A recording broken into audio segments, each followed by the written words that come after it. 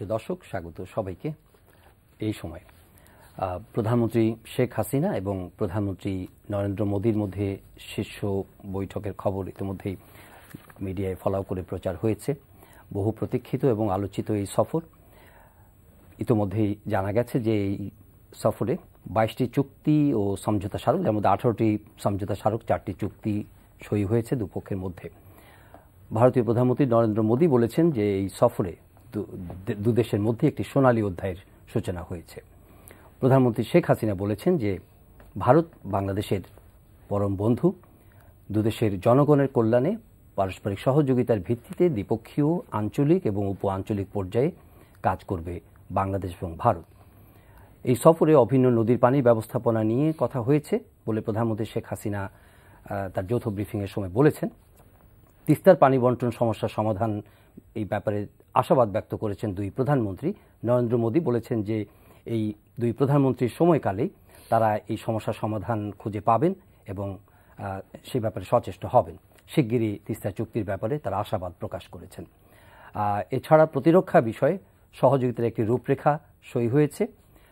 সমরাস্ত্র কেনার জন্য $50 কোটি একটি ঋণ চুক্তি হয়েছে।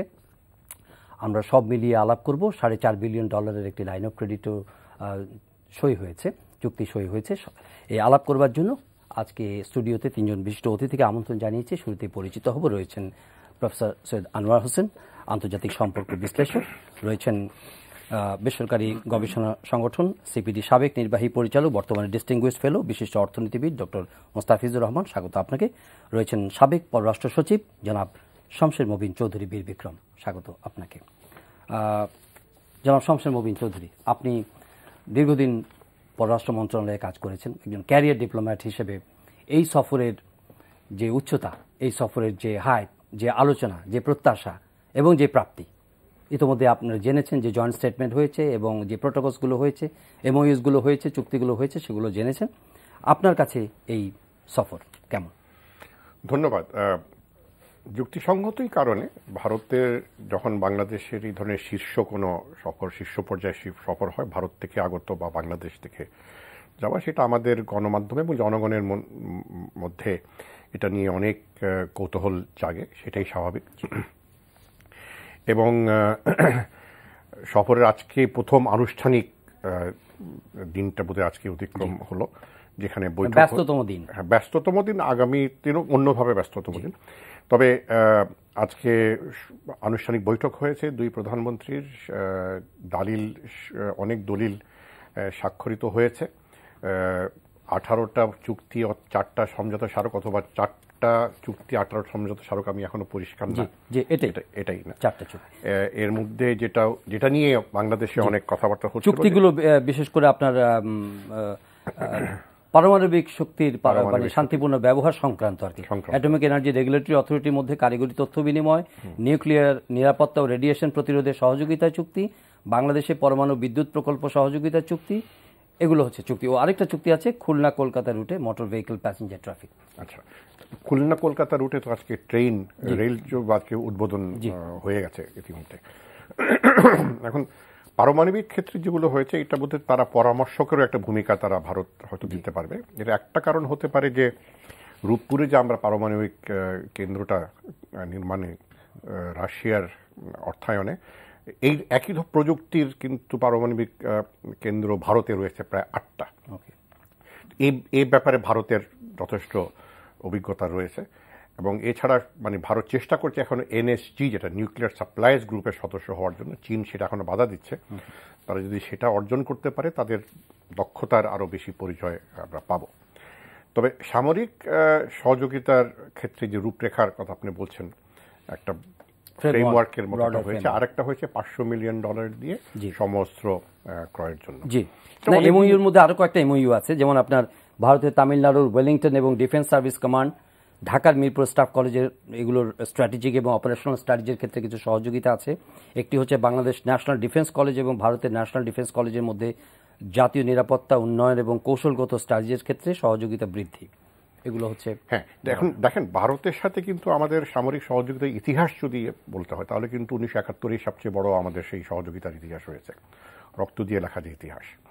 এবং এইটাকে এখন সাম্প্রতিক কালে কিন্তু সামরিক ক্ষেত্রে যথেষ্ট সহযোগিতা আমাদের বৃদ্ধি পেয়েছে ভারতের সাথে। প্রশিক্ষণের ক্ষেত্রে বাংলাদেশের শতাধিক অফিসার এখন ভারতে প্রশিক্ষণ নিচ্ছেন। স্টাফ কলেজে ভারতের অফিসাররা এখানে আসে। ভারতের স্টাফ কলেজে আমাদের বাংলাদেশি অফিসার আজকের থেকে না, অনেক 1974 থেকে যাচ্ছে। জেনারেল হোসেন মোহাম্মদ এরশাদ নিজেই সেখানে প্রশিক্ষিত, উনি স্টাফ কলেজে করেছিলেন। এছাড়া এনডিসি তো আসা যাওয়া আছে। এবং যেটা গুরুত্বপূর্ণ, যেটা গত 2 বছর ধরে আসছে, সেটা হচ্ছে staff level talks. Staff level talk মানে অপারেশনাল লেভেলে তথ্য বিনিময় এবং মতামত একের সাথে আরেক শেয়ার করা। এটা ভারতের মাত্র 7টা না 8টা দেশের সাথে ছিল এর আগে। যুক্তরাষ্ট্র, যুক্তরাজ্য, সিঙ্গাপুর, ইন্দোনেশিয়া, এরকম কয়েকটি দেশের সাথে। এখন বাংলাদেশ সেটা সংযুক্ত হয়েছে তার সাথে এই গত বছর খানিক ধরে। এছাড়া যৌথ মহড়া কিন্তু অনেক দিন ধরে চলে। সম্প্রীতি নামে একটা যৌথ মহড়া, 6 অধ্যায়, এটা কয়েকদিন আগে এটা শেষ হয়েছে, আবার নতুন অধ্যায় শুরু হবে। বিষয়টা আসবে যে সমস্ত ক্রয়ের ক্ষেত্রে ওটার ব্যাপারে কি কি হবে না হবে, কারণ বাংলাদেশ দীর্ঘদিন ধরে চীনের উপরে নির্ভরশীল, সেনাবাহিনীর ক্ষেত্রে বিশেষ করে। সেখানে বাংলাদেশ এখন এটা কি আরো ডাইভার্সিফাই করবে, এটাকে আরো অন্যান্য সূত্র থেকে ক্রয় করবে কিনা, সেটা হয়তো এই এমওইউর অধীনে আসতে পারে। একটা লাইন এখানে বলেছে এই সমরাস্ত্র কেনার বিষয়ে, মোদির স্টেটমেন্টে যেটা বলেছে যে in implementing this line of credit we will be guided by বাংলাদেশের নিডস অ্যান্ড প্রায়োরিটিস। এটা তো বাংলাদেশকে ছাড় দেওয়া হলো, মানে এই সিদ্ধান্ত আমরা যেভাবে চাইবো সেভাবে, আমরা যেভাবে চাইবো এবং কি চাইবো, শুধু মানে কতটা চাইবো এবং কি চাইবো সেটা বাংলাদেশ সেনাবাহিনী এটা নির্ধারণ করবে। নিডস অ্যান্ড প্রায়োরিটিস, হ্যাঁ, নিজের প্রায়োরিটি আমরাই ভালো বুঝবো। একই কথা কিন্তু চীনের সাথেও লেখা আছে। আচ্ছা, 2002 সালে চীনের সাথে যেটা হয়েছে, চীনের সাথে বিষয়টা হচ্ছে যে এটা স্বচ্ছতা নিয়ে এটা প্রশ্ন জেগেছিল যে আগে ভাগে এটা কেন বলা হচ্ছে না। পররাষ্ট্রমন্ত্রী, বাংলাদেশ পররাষ্ট্রমন্ত্রী প্রথম সংবাদ সম্মেলনে এড়িয়ে গেলেন। পরের দিন উনি বললেন, যখন ভারতের এক জয়েন্ট সেক্রেটারি বিস্তারিত সব বলে দিল, একটা এমওইউ হবে, একটা ফ্রেমওয়ার্ক এমওইউ হবে, একটা লাইন অফ ক্রেডিটে কথা হবে, জনগণ জানতে চায় এর ভিতরে কি আছে, মানে এইটাই জনগণের প্রশ্ন। ডক্টর মোস্তাফিজ, অর্থনীতির ক্ষেত্রে তো অনেক আশা প্রত্যাশা থাকে, বিশেষ করে এই দুই দেশের বাণিজ্য ঘাটতি এটা নিয়ে আছে। যদিও এই তৃতীয় দফা তারা লাইন অফ ক্রেডিট দিয়েছে $4.5 বিলিয়ন, 1% সুদে। হ্যাঁ, আমার মনে হয় যে অর্থনৈতিক দিকটি খুবই গুরুত্বপূর্ণ। এটা রাজনৈতিক এবং সামরিক সহযোগিতার ব্যাপারটা তো আছেই, কিন্তু বাংলাদেশের যে এগিয়ে যাওয়া 21 শতাব্দীতে এবং ভারতের মতো একটি উদীয়মান অর্থনীতির যে বিকাশমান যে অগ্রগতি, এটা সুযোগ নেয়া, সেদিক থেকে আমার মনে হয় যে এই যে $4.5 বিলিয়ন যে একটা লাইন অফ ক্রেডিটের কথা বলা হয়েছে, এবং আপনি ঠিকই বলেছেন, প্রথম তো একটা লাইন অফ ক্রেডিট ছিল $1 বিলিয়ন, তারপরে $2 বিলিয়ন, এবং এখন এই $4.5 বিলিয়ন। এবং এখানে 5টা জায়গায় এখানে একটা কানেক্টিভিটির একটা প্রশ্ন আসছে। একটা হলো যোগাযোগ, বাণিজ্য, বিনিয়োগ, পিপল টু পিপল কানেক্টিভিটি আর বিদ্যুৎ কানেক্টিভিটি। 5টা জায়গায় বিভিন্ন প্রজেক্ট নিয়ে 60 মেগাওয়াটের একটা, হ্যাঁ, ওইটা পালাতানা থেকে, যেখান থেকে আমরা অলরেডি 100 মেগাওয়াট পাচ্ছি, সেখান থেকে আরো 60 মেগাওয়াটের। এবং সেখানে আপনি জানেন যে আমরা সুযোগ দিয়েছিলাম পালাতানায় তাদের বিভিন্ন জিনিসপত্র বাংলাদেশের ভেতর দিয়ে নিয়ে যাওয়া। তো এটার আমরা কিন্তু একটা ফল পাচ্ছি, ইতিবাচক ফল। এবং পশ্চিমবাংলা থেকে তো অলরেডি 500 মেগাওয়াটের মতো আসছে, ট্রান্সমিশন লাইন ইত্যাদি করা। তো সবটা মিলে এই যেসব ডিল হয়েছে, তার মধ্যে বর্ডার হাট, নেভিগেশনের বিভিন্ন ধরনের সহযোগিতা, এবং সেখানে আশুগঞ্জ, জকিগঞ্জ যে প্রোটোকল রুট, সেটার কথাও আছে, কানেক্টিভিটি। তো সবটা মিলে আমার মনে হয় যে বাংলাদেশ, তো আমরা সবসময় এখন যেটা বলছি সেটা হলো যে ভারত $450 বিলিয়ন মতো আমদানি করে, আমরা মাত্র $600 মিলিয়ন রপ্তানি করতে পারছি। যদিও ভারত আমাদেরকে শূন্য শুল্ক সুবিধা দিয়েছে অলমোস্ট সব আইটেমের জন্য, 25টা ছাড়া, আর্মস, লিকার ইত্যাদি। এই সুযোগটা আমরা কাজে লাগাতে এখনো পারছি না। তো সেদিক থেকে আমার মনে হয় যে যদি যোগাযোগ ব্যবস্থা, যে প্রজেক্টের কথা বলা হচ্ছে, বিনিয়োগ আরও আসবে, যদি আমরা বিদ্যুৎ একটা সাব রিজনাল গ্রিড আমরা করতে পারি, সেটার কথা আসছে। এগুলো খুবই বাংলাদেশের জন্য এখন প্রয়োজন, এবং এইটা যদি বিনিয়োগকে আকর্ষণ করতে পারে, তাহলে কিন্তু আমরা ওই যে ভারতের যে বাজার, এই বাজারটা আমরা প্রতিযোগিতার সক্ষমতা বাড়াতে পারবো, সরবরাহ সক্ষমতা বাড়াতে পারবো।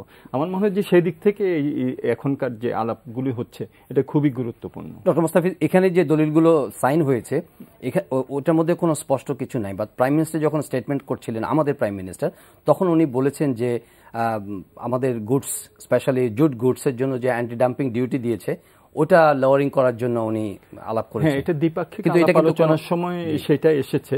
এটা আসলে ঠিক কোনো একটা চুক্তি বা সমঝোতা করে আলাপের বিষয় না, সেটা হলো যে দ্বিপাক্ষিক একটা আন্ডারস্ট্যান্ডিং একটা বাড়ানো, যে এটা ঠিক যে জুটের উপর একটা অ্যান্টি ডাম্পিং ডিউটি দেওয়া হয়েছে। আমরা এর আগে দেখেছিলাম যে যখন নাকি ড্রাই সেল ব্যাটারির উপরে দেওয়া হয়েছিল তখন ওইটা একটা আমরা নিরসন করতে পেরেছি, এবং আমাদেরকে WTO ডিসপিউট সেটেলমেন্টের ওখানে যেতে হয়েছে, যদিও পরে আর ওইটা আমাদের কাজে লাগাতে হয়নি। কিন্তু এইটাও আমার মনে হয় যে এখানে একটা সমঝোতার একটা ব্যাপার আছে, যে কি কারণে অ্যান্টি ডাম্পিং ডিউটি দিল, আমাদের কোম্পানিগুলো কি রিয়েলি কি ডাম্প করছে কিনা, এইসব অনেক সময় আমাদের কোম্পানিগুলো হিসাবও ঠিক মতো অনেক সময় রাখে না, এই জটিলতা হয়। ভারতীয় টিমও এসেছে এটা দেখার জন্য সরেজমিনে। আমার মনে হয় যে এটা একটা যদি আন্ডারস্ট্যান্ডিং হয় তাহলে তারা এটা আশা করছি আমরা যে এটা উইথড্র করবেন। জি, প্রফেসর সৈয়দ আনোয়ার হোসেন, অনেকগুলো গুডউইল জেস্টার এই সফরের মধ্যে ভারতীয় পক্ষই দেখিয়েছে, বাংলাদেশ পক্ষ থেকে দেখানো হয়েছে, এটা রেসিপ্রোকেটেড হয়েছে। সেখানে এগুলি নিয়ে আপনি আলাপ করবেন, কিন্তু একটা ফ্রাস্ট্রেশনের জায়গা কিন্তু থেকেই গেছে, যেটা হলো যে সবসময় আলোচনা হয়েছে যে আমাদের প্রত্যাশার একটা বড় জায়গা হলো তিস্তা ওয়াটার শেয়ারিং এর ব্যাপারে। এটা হবে না আগে থেকে, এটা আমরা বুঝেছি, জেনেছি, কিন্তু এই আলোচনাতেও দ্বিপক্ষীয় বৈঠকের সময়ও বা ব্রিফিং এর সময় আমরা Mamata Banerjee chief minister West Bengal ওনাকে দেখেছি, অন্যান্য প্রোগ্রামে উনি থাকবেন বা দেখা হবে প্রাইম মিনিস্টারের সঙ্গে। দুই প্রধানমন্ত্রী অবশ্য খুব দৃঢ় আশাবাদ ব্যক্ত করেছেন যে তিস্তার পানি বন্টনের ব্যাপার হওয়া উচিত এবং এটা হবে। আমি বর্তমান বাংলাদেশ প্রধানমন্ত্রীর সফরের সংলগ্ন বেশ কয়েকটি ইতিবাচক দিকের প্রতি আগে দৃষ্টি আকর্ষণ করি। লক্ষ্য করা যাবে যে এই সফরটি হচ্ছে মাননীয় প্রধানমন্ত্রীর ৭.৫ বছর পরে। শেষে গিয়েছিলেন 2010-এ রাষ্ট্রীয় সফরে। এর মাঝে অন্যান্য প্রসঙ্গে বা উদ্দেশ্যে গেছেন। এখানে তাকে বিমানবন্দরে অভ্যর্থনা জানানোর কথা ছিল, যাকে বলা হচ্ছে main star inviting, Babul Supriyo, বাঙালি গায়ক বটে তিনি। কিন্তু দেখা গেল শেষ মুহূর্তে ভারতের প্রধানমন্ত্রী মোদি নিজে গিয়ে হাজির হলেন, এবং তা কোনো রকমের নিরাপত্তা ব্যবস্থা ছাড়াই। তিনি সাধারণ মানুষের বেশেই গেছেন। তো এখানে একটি বিশেষ কূটনীতিতে যে কথাটি আছে সেটা হচ্ছে যে পরস্পর দুটি পক্ষের নৈকট্যের একটা রসায়ন তৈরি হয়। সেই রসায়ন অনেক কিছু মতভিন্নতাকে দ্রবীভূত করে ফেলে আর কি। তো এটা সূচনা হলো। আবার মাননীয় প্রধানমন্ত্রী, বাংলাদেশের প্রধানমন্ত্রী দ্য হিন্দু পত্রিকায় একটা লেখা লিখেছেন, এবং সেই লেখার শিরোনাম তিনি ব্যবহার করেছেন মেক্সিকান কবি অক্টাভিও পাজের বন্ধুত্ব বহতা নদীর মতো। তো ওখানে তিনি তার দৃষ্টিভঙ্গি তুলে ধরেছেন, এটুকু আমরা জানি আর কি। আচ্ছা, তারপরে আরো লক্ষ্য করুন যে তিনি কিন্তু বাংলাদেশের প্রধানমন্ত্রী কিন্তু এখন অবস্থান করছেন ভারতের রাষ্ট্রপতি ভবনে। এখানেও একটু কিছুটা পার্থক্য হলো। আর যে মমতাকে নিয়ে এত কথা, যার মধ্যে মমতার যথেষ্ট অভাব আছে বাংলাদেশের জন্যে, তিনি কিন্তু এখানে হাজির হয়েছেন। এবং আমরা টেলিভিশন ফুটেজে ছবি দেখছি যে একই সঙ্গে খুলনা কলকাতা ট্রেন চালু করলেন আমাদের দুই প্রধানমন্ত্রীর পাশাপাশি। তো অনেকগুলো ইতিবাচক দিক আছে, যেটা নৈকট্যের সূচক বলে আমি মনে করি। এখন দুটি প্রতিবেশী দেশ যদি এমন মানসিক নৈকট্যে অবস্থান করে, তাহলে অনেক দূরত্ব, অনেক বিরোধিতা, অনেক সংকট কমে আসবে। এটা কূটনীতির ইতিহাসেই তাই বলা হয় আর কি। এখানে আমাদের যে প্রত্যাশা এবং প্রাপ্তির সমীকরণ করতে গেলে আমাদের অপ্রাপ্তির জায়গা অনেক আছে। যেমন তিস্তা চুক্তির কথা আপনি উল্লেখ করলেন। তিস্তা নিয়ে সমস্যাটা আমি মনে করি না একমাত্র মমতাই, বরং তিস্তার আনুষঙ্গিক অনেক সমস্যা রয়ে গেছে। একটা হচ্ছে তিস্তার পানির পরিমাণ নিয়ে কিন্তু কোনো পরিসংখ্যান নাই। গঙ্গার ব্যাপারে পরিসংখ্যান উপনিবেশ আমল থেকেই ছিল, এটা একটা ব্যাপার আছে। এটা অলরেডি সেটেল হয়ে গেছে 2011-তে চুক্তি মোটামুটি তো ফাইনালাইজ হয়ে গেছে, শুধু সাইনের অপেক্ষা ছিল। চুক্তিটা চুক্তি হবে, সেটাও আমি আশাবাদী, সবার মতোই, নরেন্দ্র মোদী বা শেখ হাসিনার মতো। কিন্তু কতগুলো প্রাসঙ্গিক সমস্যা রয়ে গেছে। ভারতের বিশেষ করে নদী কমিশনের পানি বিশেষজ্ঞ কল্যাণ রুদ্র কিন্তু সরাসরি প্রস্তাব করেছেন যে 50% পানি বাংলাদেশকে দেয়া যায়। কাজেই মমতা ব্যানার্জি এখনো পর্যন্ত পশ্চিম বাংলা ভিত্তিক যে রাজনৈতিক অবস্থানটি নিয়ে আছেন তা কিন্তু একই সঙ্গে দুটি আইনি লঙ্ঘন, একটা আন্তর্জাতিক নদী সংক্রান্ত যে আইন, আবার জাতিসংঘের নদীর পানি ব্যবহার সংক্রান্ত আইন, দুটো আইনেরই লঙ্ঘন। তো সুতরাং এটি একটা অপ্রাপ্তির ব্যাপার আছে। তবে শুধু তিস্তা কেন, আমার তো 54টি অভিন্ন নদী আছে। আমাদের যৌথ নদী কমিশনের কাজ বহুদিন থেকে আমরা দেখছিলাম, এটা তো হওয়া উচিত ছিল, তাতে করে অনেক সমস্যা নিরসন হতো। সেটা কিন্তু আমাদের বাংলাদেশের মাননীয় প্রধানমন্ত্রী উল্লেখ করেছেন যৌথ নদী কমিশনের কথা। কাজে সব দিক থেকে বিচার করলে আমার কিছুটা অপ্রাপ্তি থাকলেও তুলনামূলক বিচারে গুণগত মানে এই সফরটি দুই বন্ধু প্রতিবেশী দেশের সম্পর্ককে অবশ্যই একটি ভিন্ন মাত্রায় নিয়ে গেছে বলে আমার মনে হয়। যেমন শামসুল মুবিন চৌধুরী, এখানে রাজনৈতিক বিরোধিতা তো থাকেই, সবসময় থাকবেই, আছে। এখনো যেটা বলা হচ্ছে যে সফরের আগে অনেক যেগুলি করা হলো এসব সম্পর্কে মানুষ ওয়াকিবহাল নয়, জানে না, কনফিউশন আছে। এটাকে কিভাবে অ্যালিভিয়েট করা যায়? না, এখন বিএনপিও বলেছে যে এটা এগুলো গ্রহণযোগ্য, এবং যত চুক্তি করা হোক না কেন তিস্তার পানি না আনার পদ্ধতি গ্রহণযোগ্য নয়, এবং এগুলো জনসমক্ষে, এগুলো যেগুলো সাইন হয়েছে জনসমক্ষে মানুষ জানতে চায়, এগুলো জনসমক্ষে তুলে ধরাটা কিন্তু একটা ন্যায্য দাবি। এটাতে গণতান্ত্রিক সমাজে এটা দাবিটা সম্পূর্ণ প্রাসঙ্গিক এবং যৌক্তিক। আমি আশা করি যে সরকারের তরফ থেকে এগুলো আরো মানে মানুষকে, জনগণকে অবহিত করা হবে, কারণ প্রতিটি চুক্তি কিন্তু জনগণের স্বার্থে বা স্বার্থ বিরোধী হতে পারে, সেই জন্য মানুষ জানতে চায়। তবে কূটনৈতিক ভাষায় একটা আছে যে কোনো দ্বিপাক্ষিক সম্পর্ক বা আন্তর্জাতিক সম্পর্ক কিন্তু কোনো একটি ঘটনা নয়, এটা একটি প্রক্রিয়া। It's not an event, it's a process. একটা বিষয়। আরেকটা হচ্ছে যে কূটনৈতিক সম্পর্কে আপনার আকার কি হয়, প্রকার কি হয়। তো আকারের দিক দিয়ে যেটা বলছি, ডক্টর আনোয়ার হোসেনও বললেন যে ভারত কিন্তু যা ভাবা হয়েছিল তাকে ছাড়িয়ে গেছে। নরেন্দ্র মোদী নিজে বিমানবন্দরে এসে আমাদের প্রধানমন্ত্রীকে সম্বর্ধনা জানিয়েছেন, এবং তারপরে যে উষ্ণতা, যেটা দৃশ্যমান যে উষ্ণতা আমরা সব দেখতে পাচ্ছি। প্রকারের বিষয়টা, অর্থাৎ সারমর্ম কি হবে, সেটা এখন এই আজকে যেসব সিদ্ধান্ত হলো এগুলি যখন আমরা জানতে পারবো, তখন আরো বুঝতে পারবো যে আমি মনে করি না যে বাংলাদেশের স্বার্থ বিরোধী কোনো দলিলে বাংলাদেশের প্রধানমন্ত্রী স্বাক্ষর করবেন বলে আমি বিশ্বাস করি না। আমার ধারণা ব্যক্তিগতভাবে কোনো দলীয় বা কোনো রাজনৈতিক বক্তব্য নয়, কারণ উনি যাওয়ার আগে বলেও গেছেন, প্রকাশ্যে বলে গেছেন যে বাংলাদেশের কোনো কিছু করব না। এবং এখন তো আমরা তাই দেখছি। উনি এত দূরও গেছেন, উনি কালকে বলেছেন ভারতীয় সাংবাদিকদেরকে যে আমি মমতা ব্যানার্জির সাথে কথা বলার জন্য বৈঠক করতে চাই। মানে একটি দেশের প্রধানমন্ত্রী একটি রাজ্যের মুখ্যমন্ত্রীর সঙ্গে মানে বৈঠক করার ইচ্ছা প্রকাশ করেছেন। অর্থাৎ প্রোটোকল আমার জন্য ইম্পর্টেন্ট না, প্রাপ্তিটা আমার জন্য বেশি ইম্পর্টেন্ট। এক। দ্বিতীয় হচ্ছে যে তিস্তার ব্যাপারে আমরা আশা করেছিলাম, অনেকদিন ধরে আশা করছি, 2011 সালে তো চূড়ান্ত অবস্থায় চলে এসেছিল। তার পরিসংখ্যানের অভাব, যেটা ডক্টর আনোয়ার হোসেন বললেন, এটাও ঠিক। কিন্তু যৌথ নদী কমিশন যদি নিষ্ক্রিয় না করা হতো গত কয়েক বছর ধরে, তাহলে কিন্তু তথ্য পরিসংখ্যান সবই থাকতো, হয়ে যেত। এবং এই যৌথ নদী কমিশনটা কেন এইভাবে নিষ্ক্রিয় করা হয়েছে সেটা একটা বড় প্রশ্ন থাকতে পারে। দ্বিতীয় হচ্ছে যে মমতা ব্যানার্জি কি উনি শুধু পশ্চিমবঙ্গের রাজনীতির কথা ভাবছেন, না কেন্দ্রের সাথে কোনো লেনদেনের কথা উনি এটাকে ব্যবহার করছেন, যে how can I bargain with the centre. সেটাই তো যেটা উনি আগেও করেছিলেন। এখন যেটা আজকে যেটা সকালে মানে দুপুরের মধ্যে আমি শুনতে পারলাম ভারতের তরফ থেকে, যে রিজার্ভয়ার একটা নির্মিত হবে পশ্চিমবঙ্গে, সেই রিজার্ভয়ার সম্পূর্ণ অর্থায়ন কেন্দ্রীয় সরকার করবে তিস্তার পানি ওখানে সংরক্ষণ করার জন্য। বৃষ্টির মৌসুমে যে অতিরিক্ত পানি যেটা আসবে, সংরক্ষণ করার সম্পূর্ণ খরচটা বহন করবে কেন্দ্রীয় সরকার। দ্যাট মিনস ওনার জন্য কিন্তু এটা একটা প্রাপ্তি হলো, এই বার্গেন করে উনি ওইটা পেলেন। এবং একই ধরনের রিজার্ভার বাংলাদেশেও একটা তৈরি করার কথা হচ্ছে, যে এখানে বৃষ্টির মৌসুমে যে অতিরিক্ত পানিটা হবে সংরক্ষিত হবে, তবে শুকনো মৌসুমে এটা ব্যবহৃত হবে। এটা চূড়ান্ত সিদ্ধান্ত কিনা বা মানে অন্তর্বর্তীকালীন সিদ্ধান্ত, এটা এখনো পরিষ্কার না।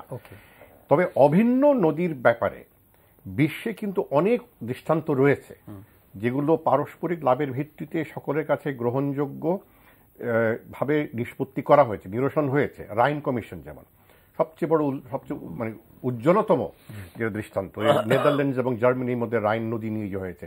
ড্যানিউব নদী জার্মানি, অস্ট্রিয়া, হাঙ্গেরি সেখানে করা হয়েছে। আমাদের এশিয়ায় যদি আমরা আসি, মেকং নদী নিয়ে ভিয়েতনাম, লাওস, ক্যাম্বোডিয়া এবং ক্যানাডা, যুক্তরাষ্ট্র এবং মেক্সিকোর মধ্যে শতাধিক নদী কিন্তু এরকম আন্তর্জাতিক নদী হিসাবে রয়েছে। প্রতিটির ক্ষেত্রে কিন্তু নিরসন করা হয়েছে যে ভাটিতে যারা আছে তারা কিভাবে জল পাবে, যারা উজানে আছে তারা কিভাবে পানি পাবে, সব কিন্তু হয়েছে। এতটা ইতিবাচক দৃষ্টান্ত থাকা সত্ত্বেও আমরা কেন একটা মাত্র গঙ্গার বিষয়ে আমরা চুক্তি করি, সেটাও ত্রুটিপূর্ণ, এটা সেটাও ত্রুটিমুক্ত না, ওখানে অনেক ত্রুটি রয়েছে। এবং পরশু শুনেছি যে যতটুকু পানি আমাদের পাওয়ার কথা ছিল ফারাক্কার এই সাইডে, সেটা আমরা পাচ্ছি না, এবং এটা বোধহয় মেয়াদ আগে ৬-৭ বছরের মধ্যে শেষ হয়ে যাবে। গঙ্গা ব্যারাজ যেটা কথা করা ছিল এখনো নির্মিত হয় না, একটা ইটও বসানো হয়নি এখানে। তো ঘাটতি কিন্তু সকলের পক্ষে রয়েছে। তবে হ্যাঁ, বাংলাদেশের অভিন্ন নদী পানোর দাবিটা সম্পূর্ণ ন্যায্য, এবং এটা বিলম্বিত হওয়াটা বাংলাদেশ ভারতের সম্পর্কে একটা জায়গায় থাকলেও একটা ঘাটতি থেকে যায়। আমরা আশা করব। আরেকটি বিষয় যে আমরা কোথায় উল্লেখ দেখলাম না, সীমান্ত এলাকায় হত্যাকাণ্ড কমে এসছে, কিন্তু ভারতের একাধিক নেতৃ পর্যায়ে বলা হয়েছে ব্রিংিং ডাউন টু জিরো, শূন্যের খাতায় আনা হবে গ্র্যাজুয়ালি। সেটা 4-5 বছর আগে বলা হয়েছে। এখন গত 2016 কিন্তু 77 জন লোক বাংলাদেশি সীমান্ত এলাকায় মানে হত্যা হয়েছে। নেপালে কিন্তু একজন হত্যা হয়েছিল, দেখেছেন কাঠমান্ডুতে এটা নিয়ে কি প্রতিক্রিয়া হয়েছে। সেই লোককে শহীদ বলা হয়েছে, সেই লোককে হিরো বলা হয়েছে। আমাদের ফেলানির লাশ ঝুলেছিল, সেটা এখন একটা বুথে তদন্ত হয়েছে। এই বিষয়টা কিন্তু অত্যন্ত স্পর্শকাতর।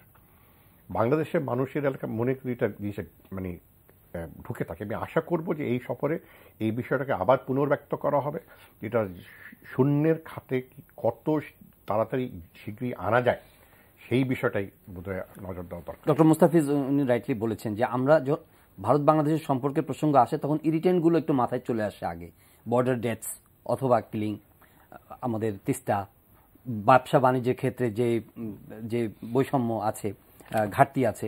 কিন্তু despite of having all the facts, আপনার কাছে এই মানে এখানে সম্ভাবনার জিনিসগুলো কি আছে, মানে বিয়ন্ড দিস ইরিটেন্টস? একটা হলো আর যে আমরা লাইন অফ ক্রেডিটটা পাচ্ছি, এগুলো কত এফিসিয়েন্টলি আমরা আগেরগুলা বা সামনেরগুলো আমরা কত এফিসিয়েন্টলি ব্যবহার করতে পারবো, আমাদের সামর্থ্যের ব্যাপারগুলো কেমন বা আমাদের চাহিদার ব্যাপারটা কেমন? হ্যাঁ, আপনি খুবই গুরুত্বপূর্ণ একটি কথা বলেছেন। আজকাল যখন নাকি দ্বিপাক্ষিক বা বহুপাক্ষিক বিভিন্ন সম্পর্ক যখন হয় বিভিন্ন দেশের মধ্যে, ইরিটেন্টস থাকে, অনেক ক্ষেত্রে সিরিয়াস বিভিন্ন জিনিসও থাকে, কিন্তু ইতিবাচক দিকগুলোকে আমরা যদি শক্তিশালী করতে পারি তাহলে কিন্তু ওই ইরিটেন্টসগুলোকে অ্যাড্রেস করারও একটা আবহ সৃষ্টি হয়, ইতিবাচক আবহ। তো সেইভাবে ওইটা দ্রবীভূত হয়, এবং একটা আমার মনে হয় যে তখন দ্বিপাক্ষিক যেসব আন্ডারস্ট্যান্ডিং হয় তার আওতায় সেগুলোকে আমরা অ্যাড্রেস করতে পারি। তো সেদিক থেকে আমি দেখি, এবং অবশ্যই আমাদের তিস্তার পানি বা সীমান্ত কিলিং এগুলো তো আমাদেরকে অব্যাহতভাবে আমাদেরকে এগুলা বলতে হবে, এগুলোকে অ্যাড্রেস করতে হবে। কিন্তু একই সাথে যে সুযোগগুলি সৃষ্টি হচ্ছে, এই সুযোগগুলি কিন্তু বাংলাদেশের জন্য খুবই গুরুত্বপূর্ণ। আপনি ঠিকই বলেছেন, লাইন অফ ক্রেডিট ফার্স্ট এবং সেকেন্ড, সেটারও বাস্তবায়নের ক্ষেত্রে কিন্তু আমাদের গতি কিন্তু বেশ ক্লথ, এবং অনেকগুলি হয়নি। আপনি জানেন যে আমাদের যে কানেক্টিভিটি হয়েছে, আমি ওদিন আমাদের সিপিডিতে একটা গবেষণা করলাম, এবং সেটা আমরা দেখলাম যে আশুগঞ্জ দিয়ে গত 8 মাসে মাত্র 3টা কনসাইনমেন্ট এটা ব্যবহার করতে পেরেছে। এবং অন্যরা কেন আসে না? বিকজ তারা মনে করেছিল যে চিকেন নেক দিয়ে 20-25 দিন লাগে, এদিক দিয়ে হয়তো 4-5 দিনে চলে যাবে, কিন্তু দেখা যাচ্ছে যে এখানেও 20-25 দিন লাগে, কারণ আমরা অবকাঠামোগুলো এখনো নির্মাণ করতেই পারিনি। তো এই জায়গাগুলোতে আমার মনে হয় যে আমরা দেখি যে এগুলো যখন দেয়া হয় তখন অনেকে এগুলোর বিরোধিতা করেন, কিন্তু যখন আমরা এগুলো মানে করি ভালোভাবে আবার করি না।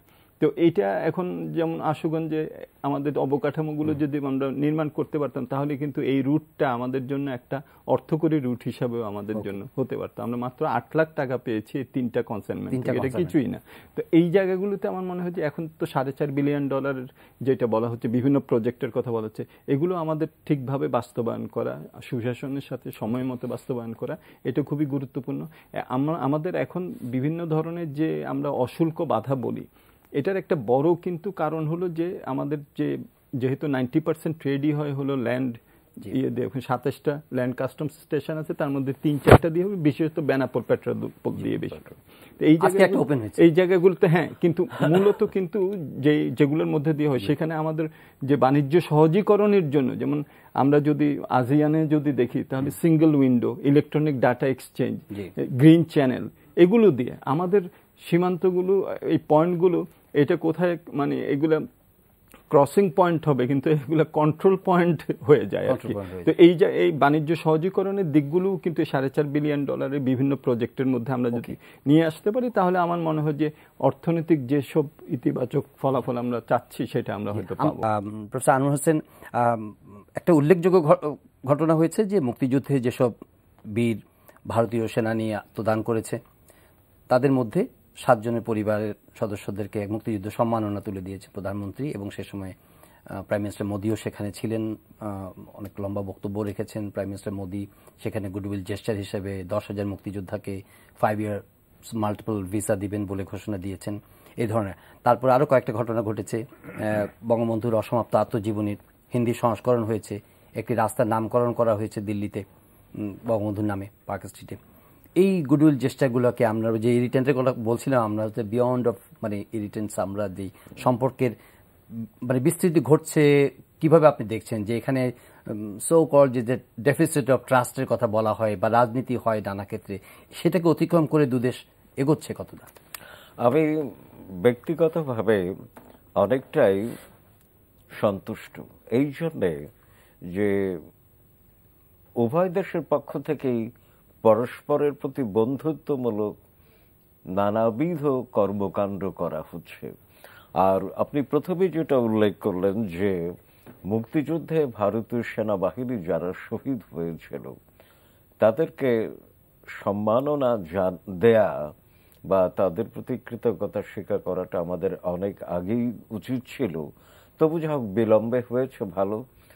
আমাদের সাবেক সচিব, পররাষ্ট্র সচিব তখন ক্যাপ্টেন শমশের মোবিন চৌধুরী, তার কথা আমি জানি আমরা, যে কালুরঘাট বেতার কেন্দ্রে তিনি প্রথম যে ভূমিকাটা পালন করেছেন, কাজে তিনি আমাদের চেয়ে তো ভালো জানেন, কারণ রণাঙ্গনে তিনি ছিলেন, যে ভারতীয় সেনাবাহিনীর কি অবদান ছিল।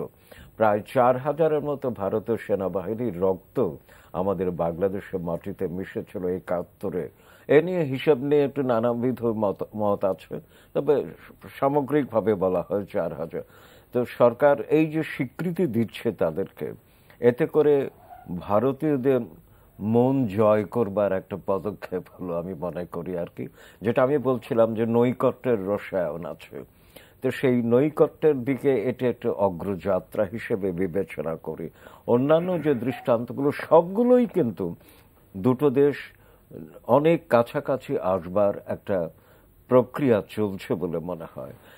মনে রাখতে হবে, দুজন বন্ধুর মধ্যে আলোচনা হয়, দুজন বন্ধুর মধ্যে পারস্পরিকতা থাকে, দুজন বন্ধুর মধ্যে আদান প্রদান হয়, দুজন শত্রুর মধ্যে কিন্তু হয় না। তো সেই জন্যে দুই পক্ষই যখন বন্ধুত্বমূলক, সৌহার্দ্যমূলক আচরণবিধি দেখাচ্ছে, সেখানে আমরা আশাবাদী হতে পারি। এই যে শুরুতে বললাম যে নরেন্দ্র মোদী তিনি তার বলা নেই কওয়া নেই হাজির হলেন বিমানবন্দরে, যাবতীয় রাষ্ট্রাচার সংক্রান্ত নীতিমালা ভঙ্গ করেই তিনি হাজির হলেন। এটা কিন্তু একটা বড় দৃষ্টান্ত আমি মনে করি আর কি। তো সেই জন্যে কত নিকটে যাওয়া যাবে দুটি দেশের মধ্যে, সেটার কিন্তু সীমা কিছু নেই। অর্থাৎ একে অপরের সঙ্গে কতটুকু সম্পৃক্ত হতে পারে স্বার্থের ব্যাপারটি মাথায় রেখেও এটা মনে রাখতে হবে, কোনো রাষ্ট্রই নিজের স্বার্থ বিপন্ন করে অন্য রাষ্ট্রের নৈকট্য প্রত্যাশী হতে পারে না।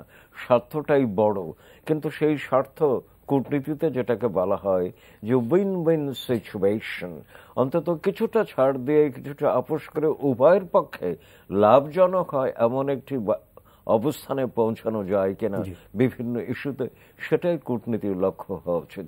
তবে কূটনীতির আর একটা বিষয় মনে রাখতে হবে, কূটনীতি কিন্তু বেশ সময় সাপেক্ষ ব্যাপার।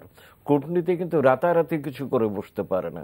হ্যাঁ, চমক আছে, মাঝে মধ্যে চমক হতে পারে, কিন্তু এর পটভূমি তৈরি করতে অনেক সময় লাগে। সেই জন্য এটা ক্রম পরম্পরা আছে কূটনীতি, দীর্ঘ সময়। যেমন তিস্তা নিয়ে আমরা ভাবিত, কারণ আমাদের জীবন, আমাদের জীবিকা, আমাদের পরিবেশ সব বিপন্ন। যেমন ফারাক্কা আমাদের কতটা দরিদ্র করে দিয়েছে নানা দিক থেকে, তেমনি তিস্তাও যদি এইভাবেই চলতে থাকে আমরা কি পরিমাণ হতদরিদ্র হয়ে যাব। সেই জন্য আমাদের চিন্তার যৌক্তিকতা আছে, উৎকণ্ঠার যৌক্তিকতা আছে, কিন্তু আমরা আশা ছাড়ছে না। আমি তারই প্রতিধ্বনি দেখেছি দুই প্রধানমন্ত্রীর উচ্চারণের মধ্য দিয়ে। তবে আমার মনে হয় এই পরিমাণ নৈকট্য যদি বজায় থাকে তাহলে ক্রমাগতভাবে আমরা আমার নানাবিধ দ্বিপক্ষীয় সংকট আমরা সমাধানের দিকে এগিয়ে যেতে পারবো। মানে আস্থার জায়গাটা হয়তো গ্রোয়িং, সিগনিফিকেন্টলি গ্রোয়িং। কিন্তু একটা জিনিস, সাম্প্রতিককালে যেসব আলোচনা হয়েছে, সাবমেরিন কেনা, চীনের সঙ্গে আমাদের লং স্ট্যান্ডিং ডিফেন্স রিলেশনস এবং অন্যান্য চমৎকার সম্পর্ক, তার প্রেক্ষিতে আমরা যেভাবে আমাদের প্রতিবেশী দেশ বা বিয়ন্ড আমরা সম্পর্কগুলো রচনা করছি, বিশেষ করে এই সফরে ভারতের সঙ্গে যেভাবে সম্পর্ক, প্রতিরক্ষা সহ, এটার স্ট্র্যাটেজিক ইমপ্লিকেশনসটা কি? আমরা জানি যে আমাদের জিও স্ট্র্যাটেজিক লোকেশন অনুযায়ী আমরা খুবই গুরুত্বপূর্ণ অবস্থায় আছি এবং নানাভাবে আমরা সেই কার্ডগুলো প্লে করছি। এখানে আমাদের ডেক্সটারিটি, এই দুই ভারত বাংলাদেশ সম্পর্কের ক্ষেত্রে আপনি কতটা দেখছেন? আমি যেটা লক্ষ্য করেছি এবং বলেছি আমি, যে বাংলাদেশ কিন্তু বর্তমানে বা সাম্প্রতিককালে তাদের পররাষ্ট্র নীতির ক্ষেত্রে সুন্দর ভারসাম্য বজায় রাখতে সক্ষম হয়েছে। এটা অত্যন্ত বাংলাদেশের জন্য এটা সমীচীন এবং এটা প্রয়োজনীয়।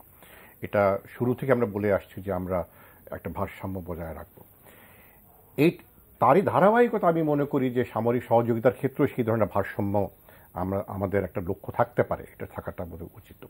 তবে হ্যাঁ, কূটনৈতিক ভারসাম্য বজায় রাখাটা ঠিক। ভারত কিন্তু আমাদের বিপদের দিনে বন্ধু, তো এই বিষয়টাই আমাদের মাথায় রাখতে হবে। আজকে যখন বিকালে বাংলাদেশের প্রধানমন্ত্রী ভারতের 7 শহীদান পরিবারবর্গকে সমবেদনা দিচ্ছিলেন, তখন আমি লাইভ দিল্লির সাথে একটা চ্যানেল কথা বলছিলাম। আমি স্যারের সাথে সম্পূর্ণ একমত, যেটা শুরুতেই হওয়া উচিত ছিল, অনেক আগেই হওয়া উচিত ছিল। ইউরোপে যদি আমরা দেখি, দ্বিতীয় মহাযুদ্ধে যারা এখানে অন্যরা যারা এখানে প্রাণ দিয়েছে, বা প্রথম মহাযুদ্ধ, এখন কিন্তু প্রতি বছর ওটা নিয়ে একটা অনুষ্ঠান হয়, রিমেম্বারেন্স ডে বলে তারা একটা অনুষ্ঠান করে। এটা ইউরোপে হয়, আমেরিকাতে হয়, জার্মানিতে হয়, ইটালিতে হয়, সব দেশেই হয়। মানে এগুলো ছোট পরিসরে এক্সচেঞ্জগুলো হয়েছে, এটা তো ছোট পরিসর অফিশিয়াল আমাদের, বাট এটাকে এখন তো আনুষ্ঠানিক একটা রূপ দেওয়া হয়েছে এবং এটা মানে বড় করে দেওয়া হয়েছে, যেটা অনেক আগেই হওয়া উচিত ছিল। এখানে কিন্তু 1600-র বেশি ভারতীয় সামরিক বাহিনীর সদস্য তাদের প্রাণ বিসর্জন দিয়েছে বাংলাদেশের স্বাধীনতার জন্য। এই বিষয়টা আমাদের ভুললে চলবে না, মাথায় রাখতেই হবে। এবং সাজিরা বললেন যে এটাতে কিন্তু ভারতের জনগণের মধ্যে সাংঘাতিকভাবে সাড়া দিবে একটা, যে হ্যাঁ, বাংলাদেশ সেই বাস্তব ইতিহাসকে এখন প্রকাশ্যে স্বীকৃতি দিচ্ছে। এটা অত্যন্ত জরুরি এবং এটা দরকার ছিল বলেই আমার মনে হয় এইটা একটা অবদান রাখবে আমাদের আস্থার ঘাটতির কথা যেটা আমরা বললাম। তবে হ্যাঁ, এখন অনেক বিষয় রয়েছে, সেগুলোকে আমাদের মেটাতে হবে।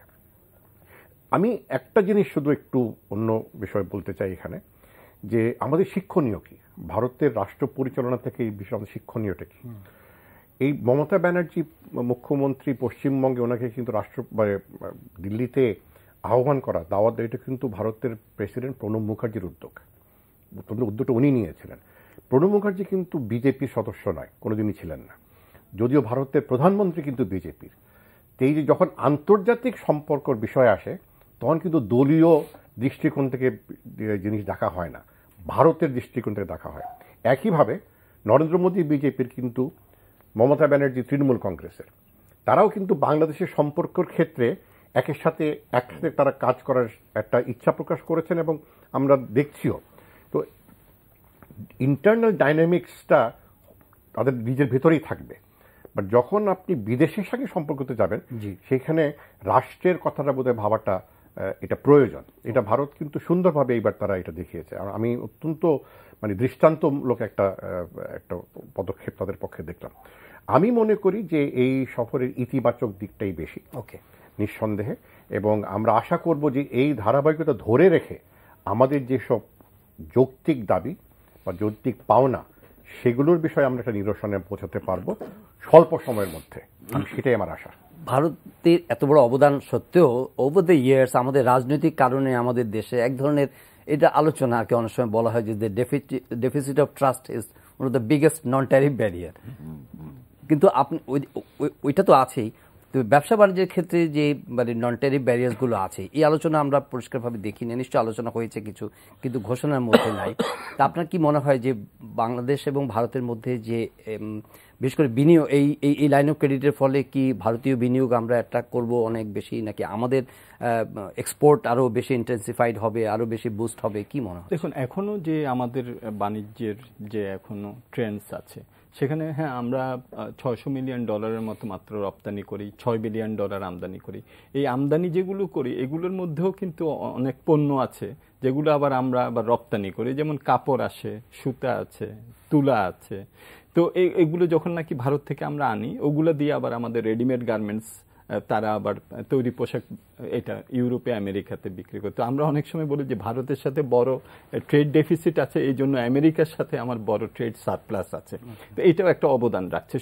সুতরাং দ্বিপাক্ষিক অর্থনৈতিক সম্পর্কটাকে একটু বৃহত্তর প্রেক্ষাপটে দেখারও কিন্তু ব্যাপার আছে, কারণ অনেক সময় শোনা যায় যে বড় একটা ডেফিসিট ইত্যাদি, কিন্তু তারপরও একটা বড় যেহেতু সুযোগ আমাদের এখন আসছে যে সেখানে রপ্তানি আরো বৃদ্ধি করার, এটাতে আপনি ঠিকই বলছেন নন ট্যারিফ বিভিন্ন ব্যারিয়ার আছে, কিন্তু নন ট্যারিফ ব্যারিয়ারগুলোর মধ্যে বেশ কিছু আবার আছে যেগুলো যদি আমরা অবকাঠামো ইত্যাদি যদি আমরা নির্মাণ করতে পারি তাহলে এগুলোকে কিন্তু আমরা অ্যাড্রেস করতে পারি। যেমন আমি বলি যে অনেক সময় আমরা শুনি যে এখানে ল্যাবরেটরি টেস্টিং এর জন্য অনেক বাইরে পাঠাতে হয়, তারপর সার্টিফিকেশন ইত্যাদি।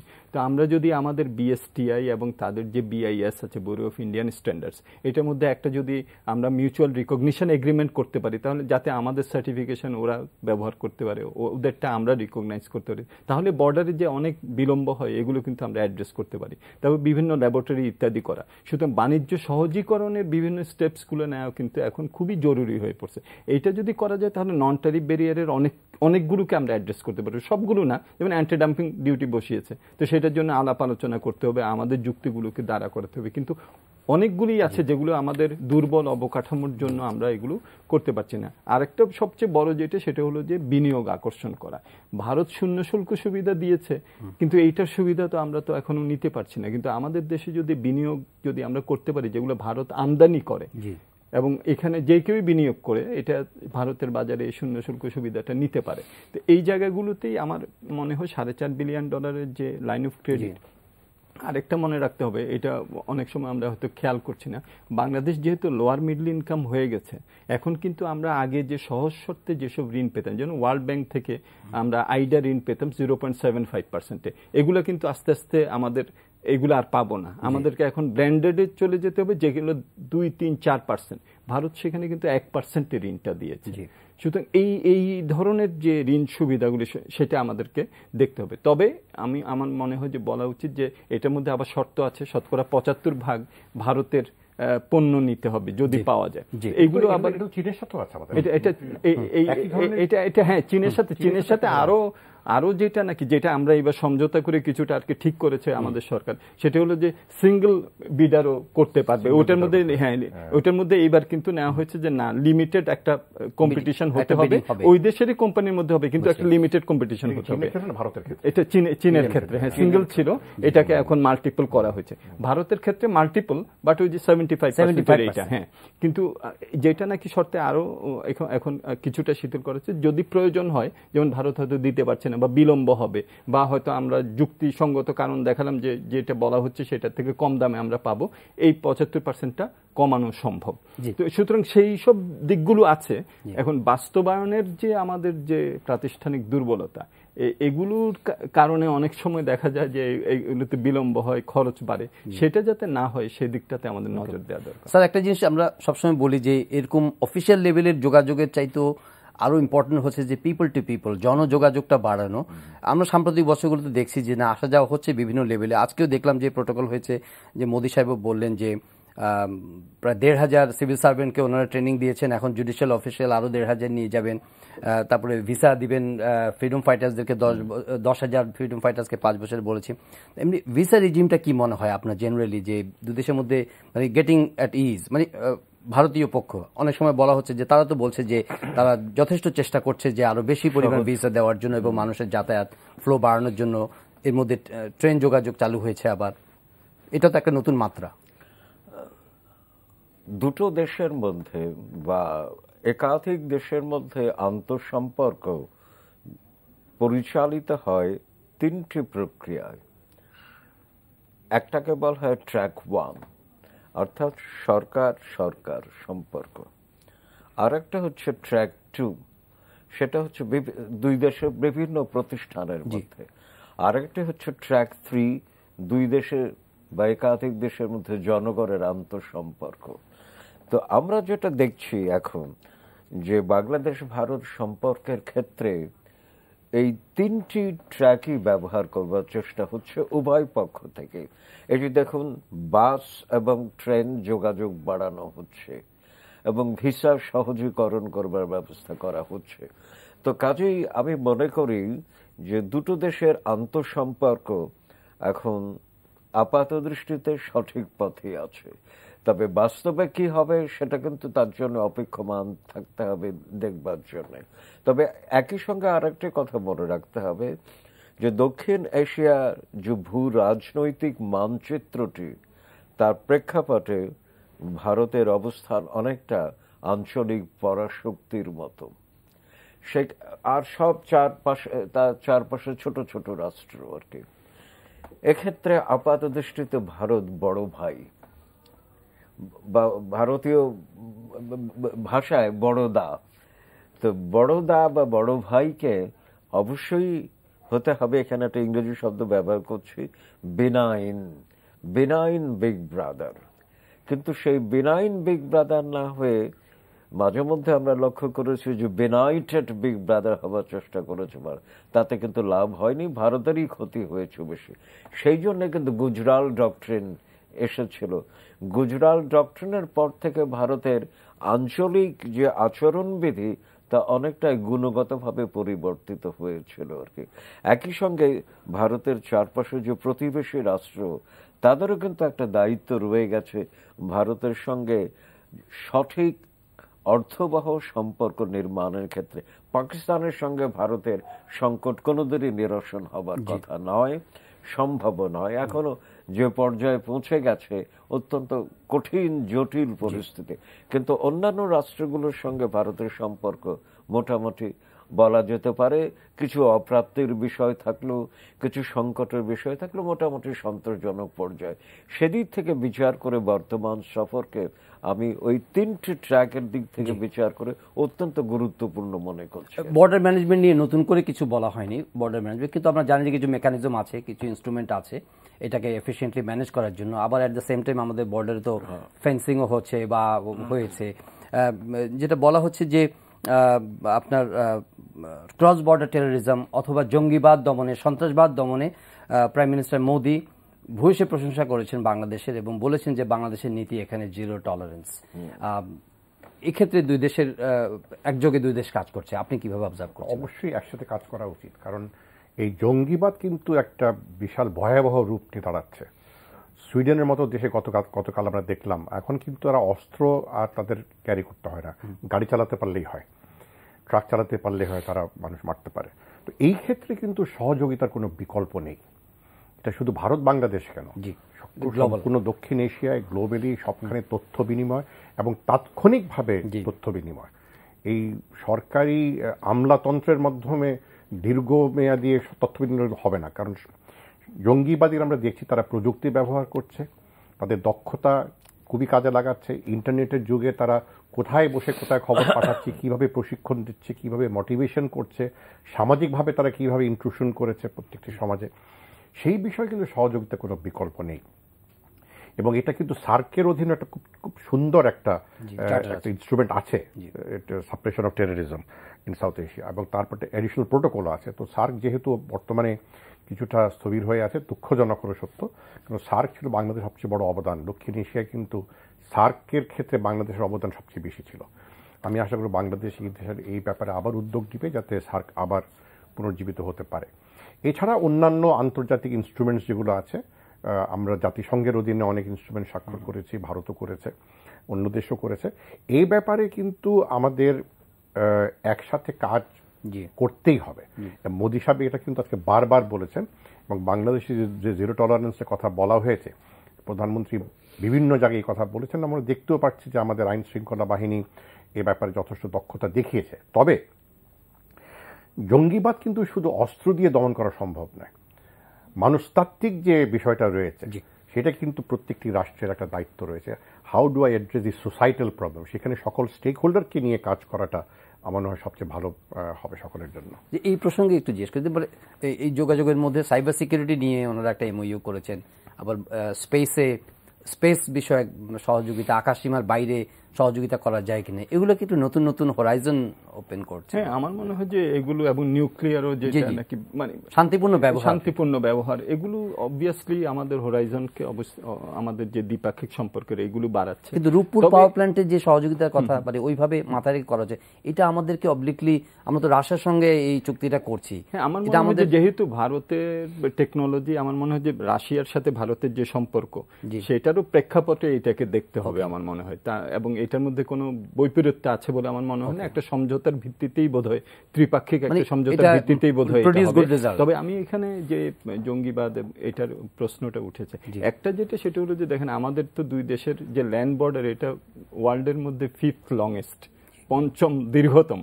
তো এইখানে এইটার মধ্যে হ্যাঁ, এটা যদি আমাদের মধ্যে যদি ভালো একটা আন্ডারস্ট্যান্ডিং যদি না থাকে, তাহলে এখানে ক্রস বর্ডার এই যে আসা যাওয়া ইত্যাদি কন্ট্রোল করাও খুবই মুশকিল হবে। কিন্তু তার থেকে আমার মনে হয় গুরুত্বপূর্ণ যে এই ধরন এই যে তারা যে উৎসাহিত করে, অনেক সময় দেখা যায় যে তাদেরকে সফট টার্গেট পায়, যাদের হয়তো কোনো দেখে যে হয়তো ভবিষ্যৎ নাই, তাদেরকে তারা বিভিন্নভাবে এটা লিউর করে নিয়ে আসতে চায়। সুতরাং যদি অর্থনৈতিক আমরা সম্পর্কটাকে বাড়িয়ে দুই দেশের তরুণ যারা আছে, যারা শ্রমবাজারে আসবে, এদের জন্য কর্মসংস্থান ইত্যাদিও যদি আমরা করতে পারি, আমার মনে হয় যে সেটাও মধ্য দীর্ঘ মেয়াদে এটাকে মানে একটা ডেটারেন্ট হিসাবে কিন্তু কাজ করতে পারে এই যে এক্সট্রিমিজমের।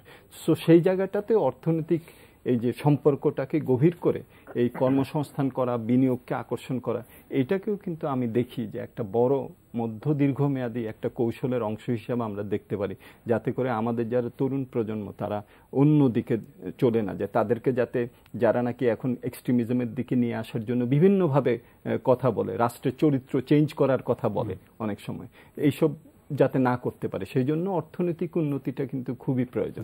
আপনি বলছিলেন যে ওখানে তো আমরা এটা হরহামেশাই দেখি, মমতা প্রণব মুখার্জির আমন্ত্রণে হোক, ওনার prime minister Modi, despite of having political differences, তারপরে উনি আছেন, উনি ঢাকায় এসেছিলেন, ওনার সঙ্গে 2015-তে এসেছিলেন। তো ওনারা রাগ করছেন, প্রাইম মিনিস্টার সোনিয়া গান্ধীর সঙ্গে ওনার দেখা হবে, কথা হবে। আমাদের দেশে মানে এই ধরনের জাতীয় ইস্যুতে তো ঐক্যমত হওয়ার রেওয়াজ এখনো শুরু হয় নাই বা এখনো নেই। বিশেষ করে প্রতিরক্ষা বিষয়ে ব্যাপক আলোচনা হয়েছে। এটা হচ্ছে যে তথ্য প্রাপ্তির অপর্যাপ্ততা, অপ্রতুলতার কারণে। আপনি তো ডিপ্লোম্যাট হিসেবে বহুদিন কাজ করেছেন, টার্ন পলিটিক্সও করেছেন কিছুদিন। তো আপনার কাছে কি মনে হয় এইটা যে ফ্রেমওয়ার্কটা হয়েছে, এর মধ্যে কোনো ইনসাইট আপনি আমাদের দিতে পারেন কিনা? কি ধরনের ফ্রেমওয়ার্ক, কি ধরনের কোঅপারেশন যেটা আছে, উইচ মানে আমাদের জন্য কতটা চিন্তার কোনো কারণ আছে কিনা, কোনো কনসার্নের কোনো কারণ আছে কিনা? এখন পর্যন্ত আমি যতটুকু খবর পেয়েছি তেমন কোনো উৎকণ্ঠার কারণ আমি দেখছি না এখন পর্যন্ত। কারণ আমি এই ব্যাপারে নিশ্চিত যে আমাদের প্রধানমন্ত্রী কিন্তু প্রতিরক্ষা মন্ত্রীও, এবং সামরিক বাহিনীর সঙ্গে কথা আলাপ আলোচনার সাপেক্ষেই কিন্তু এই ধরনের একটা চুক্তিতে উনি মানে পদক্ষেপ উদ্যোগ নেবেন বা রাজি হবেন, তাই না? তো তাদের মতামত তো নিশ্চয়ই এখানে নেওয়া হয়েছে। তারা হয়তো বলেছে আমাদের এবং আমাদের নিডস এন্ড প্রায়োরিটিসের কথা কিন্তু ভারতের তরফ থেকে বলা হয়েছে। এখন যৌথ মহড়া, এটা তো আপত্তি করার কিছু কারণ নেই, যৌথ মহড়া তো হয়ে যাচ্ছে আমাদের। ভারতের নেভির একটা প্রশিক্ষণ জাহাজ গত মাসে চট্টগ্রামে দীর্ঘদিন অবস্থান করছিল, সেখানে আমাদের নেভি প্রশিক্ষণ নিয়েছে। হ্যাঁ, চীনের থেকে ক্রয়ের কারণে ভারতে যদি কোনো উদ্বেগ বা উৎকণ্ঠা থাকে, সেটা হয়তো ভারতের একটা বিষয় থাকতে পারে, কারণ চীন আর ভারত একটা প্রতিযোগিতামূলক অবস্থানে রয়েছে। এশিয়ায় বা দক্ষিণ এশিয়ায় তাদের প্রভাব বিস্তার করার ক্ষেত্রে। তো সেটা চীন আর ভারত তারা নিশ্চয়ই এই বিষয়ে তারা অবগত। আমি একটু বলি, প্রাইম মিনিস্টারের বক্তব্যে একটা জিনিস ইঙ্গিতপূর্ণ কিনা উনি কিন্তু বলেছেন যে আমরা এদেশে যা কিছু করব শুধু দুদেশের মানুষের কল্যাণে নয়, এই অঞ্চল এবং উপ অঞ্চলের মানুষের কল্যাণের জন্য আমরা একযোগে কাজ করব। হ্যাঁ, আমি তো বলছি যে এখন মানে পিস, সকলে আমরা শান্তি চাই, জি, তাই না? কিন্তু সকলে আমরা যুদ্ধের জন্য প্রস্তুতিও থাকি, মানে সকলেই থাকে প্রস্তুত। তবে আমি মনে করছি যে ভারতের সাথে এই সামরিক চুক্তি নিয়ে কতটা মানে জ্ঞাতার্থে এটাকে সমালোচনা করা হচ্ছে বা না জেনে এটার কথা বলা হচ্ছে বা জেনে কথা বলেছে আমি জানি না। আমি যতটুকু দেখেছি এখানে আপত্তিকরণ তেমন কিছু খুব একটা নেই। এখন ডিটেইলসটা যখন আরো বেরোবে তখন আমরা বুঝতে পারবো।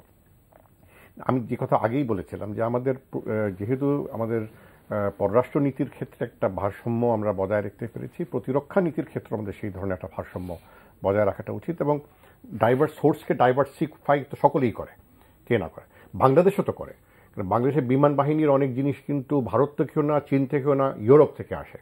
নৌবাহিনীর ক্ষেত্রে তাই, কোরিয়া থেকে আমরা জাহাজ কিনেছি, কোরিয়া থেকে আমরা ফ্রিগেট কিনেছি, যুক্তরাজ্যের থেকে ফ্রিগেট তো প্রথম 2-3টা ফ্রিগেট যুক্তরাজ্যের থেকেই আসছিল, এখন যুক্তরাষ্ট্র থেকে আসছে, ভারত থেকেও আসবে, চীন থেকেও আসছে। এখন এই যে একটা বহুমুখী আমাদের প্রতিরক্ষা সহযোগিতা বিভিন্ন দেশের সাথে, এটা কিন্তু বাংলাদেশের জন্য অত্যন্ত সমীচীন। বাংলাদেশ সেই অবস্থায় থাকাটা বোধহয় ভালো। এখন দেখা যাক এটা কি হয়, আগামীতে কি হয়। আমি বললাম যে সামরিক সহযোগিতার এত উজ্জ্বল ইতিহাস রয়েছে, সেটা নিয়ে উৎকণ্ঠা করার কোনো কারণ আমি দেখছি না। স্যার, আমরা প্রায় শেষের দিকে, আপনার কাছে শেষে আসছি স্যার। আমরা আপনার পুরো ভিজিটটা আপনার কাছে কিভাবে? আমি তো যেটা আমাদের সবার যেটা এসেছে বক্তব্য, সেটা হলো যে এটাকে আমরা তো খুবই ইতিবাচক ভাবে দেখছি। কিছু কিছু বিষয়ে আমাদেরকে এই যে ইতিবাচক যে আমরা প্রবণতাগুলি দেখছি, সেটাকে কাজে লাগিয়ে আমাদেরকে অগ্রসর হতে হবে। একটা জিনিস শুধু আমি বলতে চাই, সেটা হলো যে দেখেন, পলিটিক্যাল ডিসকোর্স এক জায়গায় থাকে না, এটা পরিবর্তন হয়। আপনি খেয়াল করেন, একসময় কানেক্টিভিটি দিলে বাংলাদেশের স্বাধীনতা চলে যাবে, এই জায়গাটাতে কিন্তু অনেকে কথা বলতেন। এখন কিন্তু দেব না, আমি কিভাবে দিলে বাংলাদেশের স্বার্থটা ভালোভাবে রক্ষা করব, ওয়েদার এটা প্রসেস, এটা কিন্তু ডিসকোর্স গুলোও কিন্তু চেঞ্জ হয়, আমাদেরকে এটা মনে রাখতে হবে। সো আমার মনে হয় যে যদি আমরা এই যে এখন যে একটা আমরা আবহ সৃষ্টি হয়েছে, যেটা নাকি আমাদের দুই দেশের সম্পর্ককে আরো সামনের দিকে এগিয়ে নিয়ে যাবে, এইটার ফলে কিন্তু অন্যান্য যেসব আমাদের কনসার্নগুলি আছে সেগুলোও কিন্তু আস্তে আস্তে আমার মনে হয় যে আমরা এলিভেট করতে পারবো, অ্যাড্রেস করতে পারবো। স্যার, আপনার শেষ কথা। দ্বিপক্ষীয় সম্পর্কের ক্ষেত্রে বাংলাদেশ ভারত যে দৃষ্টান্ত তৈরি করছে, তা শুধু এই অঞ্চলের জন্য নয়, সারা বিশ্বের জন্যই দৃষ্টান্ত, অনুকরণীয় দৃষ্টান্ত হয়ে থাকবে। এটি আমার প্রাথমিক প্রতিক্রিয়া। কিন্তু চূড়ান্ত প্রতিক্রিয়া হচ্ছে, এখন যে উচ্চারণগুলো করা হচ্ছে বা যে বচনগুলো আমরা শুনছি বা আচরণের মধ্য দিয়ে যে নৈকট্য প্রতিভাত হচ্ছে, সেগুলো বাস্তবে যেন প্রতিফলন হয়, তার জন্য আমরা অপেক্ষমান থাকব। তা যদি হয়, তখন ভারতের প্রধানমন্ত্রী নরেন্দ্র মোদীর সঙ্গে আমরা একমত হব যে ভারত বাংলাদেশের সম্পর্ক সোনালী যুগে উত্তীর্ণ হয়েছে, এখন প্রবেশ করছে। উত্তীর্ণ হওয়াটার জন্য আমরা অপেক্ষমান থাকবো, আমরা আশাবাদী। ধন্যবাদ প্রফেসর সৈয়দ হোসেন, ধন্যবাদ ডক্টর মুস্তাফিজুর রহমান, ধন্যবাদ শামসুল মাবিদ চৌধুরী স্টুডিওতে আসার জন্য। দর্শক, আমরা এতক্ষণ আলাপ করলাম প্রধানমন্ত্রী শেখ হাসিনার দিল্লি সফর নিয়ে। দীর্ঘ 7 বছর পরে তিনি এই রাষ্ট্রীয় সফরে দিল্লিতে আছেন এবং আজকে তার ব্যস্ততম দিন গেছে। সামনে আরও 2 দিন তিনি ভারতে থাকবেন। আশা করছি আরও বিস্তারিত আলাপ করতে পারবো তার এই সফর নিয়ে। সে পর্যন্ত সবাই ভালো থাকুন। আর এই অনুষ্ঠানটি আপনারা দেখতে অনলাইনে ভিজিট করতে পারেন www.ntvd.com। দেখা হবে আবারও পরের অনুষ্ঠানে।